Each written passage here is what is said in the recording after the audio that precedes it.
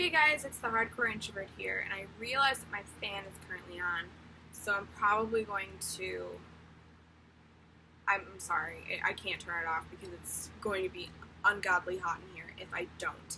And I'm actually going to be looking down a little bit because I have some notes written down because the topic of this video is something that I've actually been working on myself. It's going to be kind of a vlog because it's going to be an update of like how I've been doing with implementing this, and also kind of like an informational video because I think this is something that everybody should know about. Today's topic is going to be boundaries, and a lot of people, like I thought at least, I knew what my therapist meant by boundaries and like setting up boundaries and everything like that. And it's something that I'd actually thought about wrong for a very long time because when I'd thought of boundaries, I was thinking of before I had my first kind of like, I guess, mental break which actually caused me to need to go to therapy, but was a good thing because I'd been building up these walls and like shutting people out and keeping everything inside and hadn't been talking about any of it. I'd been thinking about boundaries completely incorrectly. In my mind, boundaries were the walls that I'd been putting up for so long, and when they'd finally come down, that was when I'd finally been able to get stuff out, talk things through. And so when I'd talked about them, or when I remembered boundaries, I was remembering them as things that I shouldn't have, because those were the things that hurt me. Those were the things that weren't good. And when I talked to my counselor, I was talking to her about relationships. And relationships are something that I've been kind of struggling with because I've got a lot of really good friends, but I've always kind of been more or less nervous to get into romantic relationships. And when I talked to her about it, and I talked to her about some specific examples, and she was like, okay, so what it sounds like is that you're having trouble with boundaries. And I was like, no, I'm not having trouble with boundaries. I'm definitely not. Like, yes, I need to say no to some things, but that's not a boundary. That's saying no. And she was like, no, that is most definitely a boundary, and that's a good boundary. So what you need to figure out are what are good boundaries and what are bad boundaries. And the bad boundaries are like building up walls around yourself. And yes, those boundaries can seem like they're protecting you, but in reality, they're just shutting you off. But the good boundaries are the ones that are protecting you and are allowing you to interact with people, allowing you to have good relationships with people, and they help you basically be a good person. So the thing that she told me to look up when I was like, boundaries? What? I shouldn't have those. Those are not a good thing. She's like, no, they are. You should look up, I think her name is Brene Brown, Brene Brown, Brown. And she's got a couple videos on YouTube. There are a couple pages that I think Oprah posted about her once. There's just a couple different things where you can go and you can look them up. And basically in one of the videos, I'll put the link to the video in the description. Basically what Brene says is there's a big reason that boundaries are necessary, and big as in B-I-G. What boundaries do you need to have in place so you can stay in your I integrity and make the most G generous assumptions about people? So what are the things that you can say, do? What are the limits you can put on yourself that will allow you to look at everybody else with kindness? Because what happens when you don't have boundaries is that people will end up walking all over you, not necessarily intentionally, or will hurt you, not necessarily intentionally, because you haven't told them what will hurt you. And if you put up those boundaries, if you tell people what will hurt you or what won't be beneficial to you, they won't do those, and you will actually be able to have a good, healthy relationship, and you will be able to have integrity and be generous in your assumptions about people, and you won't be assuming they were out to get me, they were out to hurt me, and that will actually help you to be nicer and actually help people more. Especially with me, I don't want to toot my own horn, but I'm a very like self-giving person, and a lot of times to a fault. I'll basically try and like kill myself to make sure that somebody else is feeling happy. I will go out of my way, I will answer calls at like 4 a.m. to make sure that my friends are okay. And that's a good thing, because it's a good thing that I want my friends to be okay, but it's not a good thing if it's going to hurt me in the end. And Brene talks about compassion versus empathy in her video. And compassion is basically wanting to give of yourself, but it's like a natural thing. You are connected to other people, and you love them, and you're all interconnected through love and basically your pursuit of goodness, which is, in my case, in a lot of people's case, God. But empathy is the skill set that you have to be compassionate, to keep compassion alive.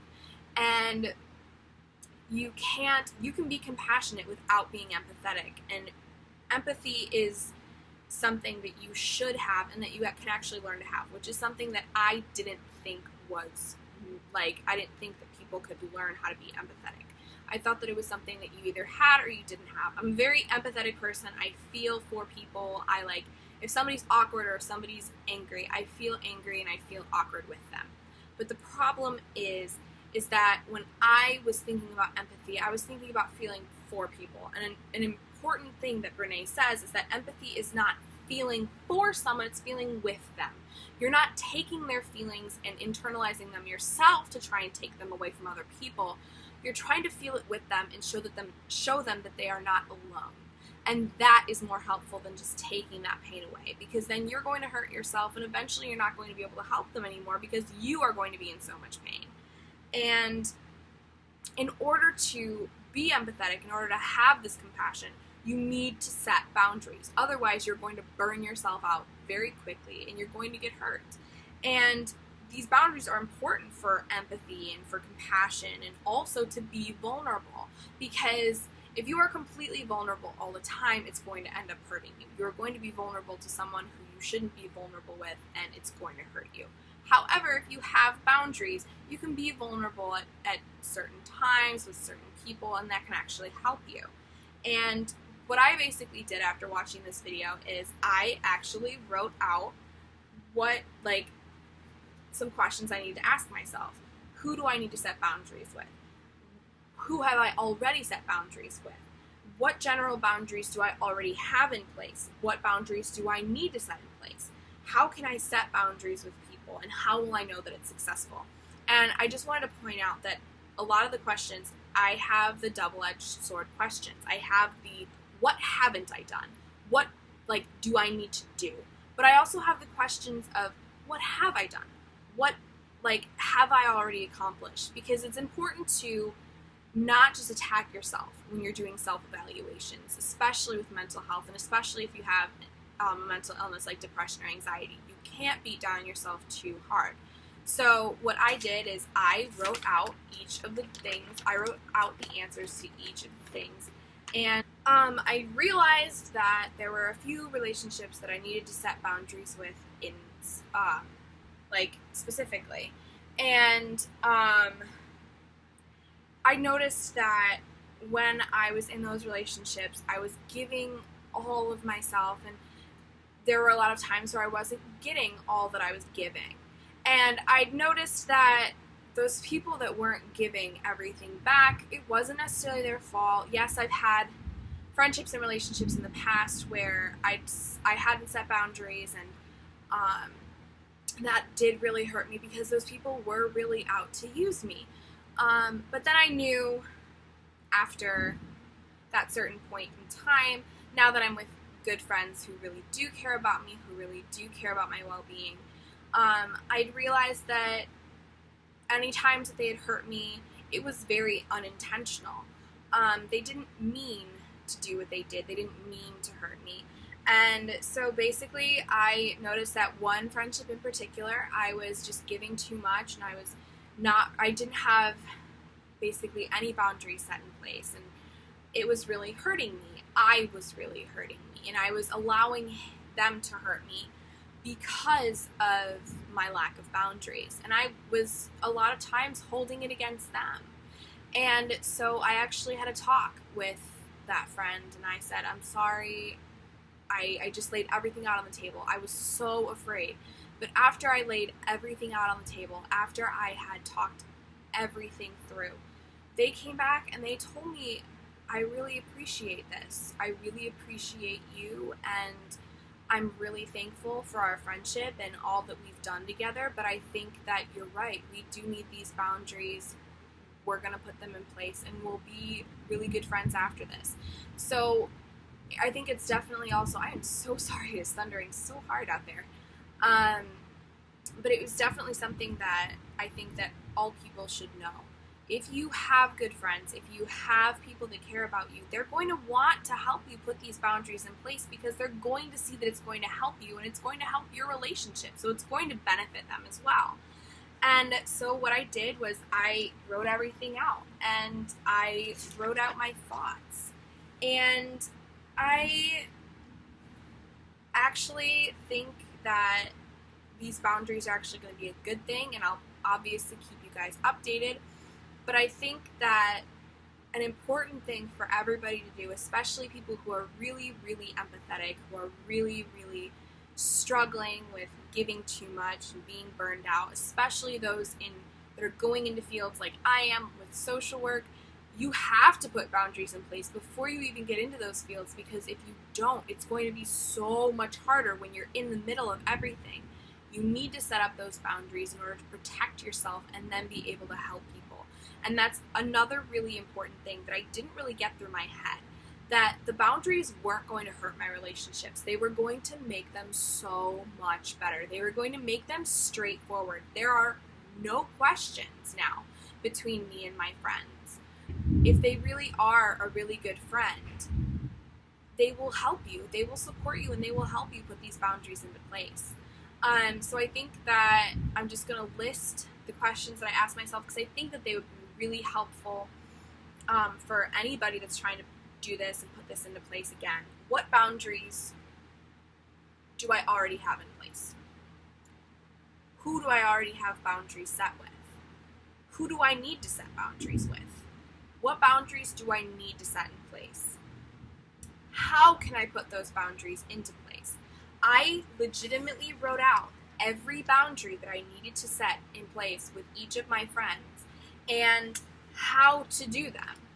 Because it's not enough to say, okay, so I need to make sure that I don't answer their calls at 4 a.m. when they've just broken up with their boyfriend for the 4th time. I can call them in the morning.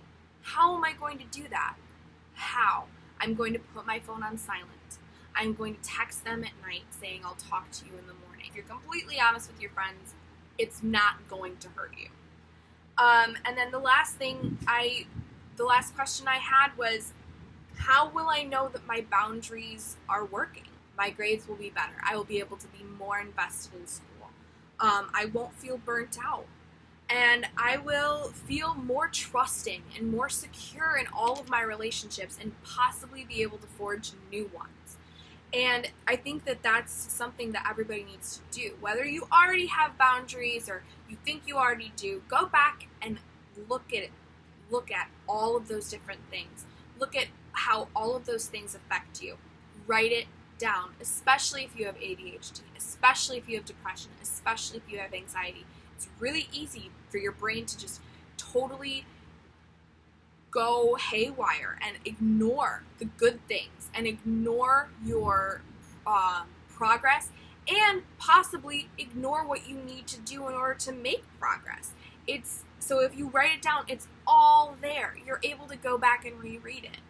I really hope that this helps you. I really hope that it benefits you, and I hope that you're able to put these things into your life, because so far they've really helped me in mine. I will include the link for the video and the article that I talked about earlier, and until next week, my lovelies, goodbye and God bless.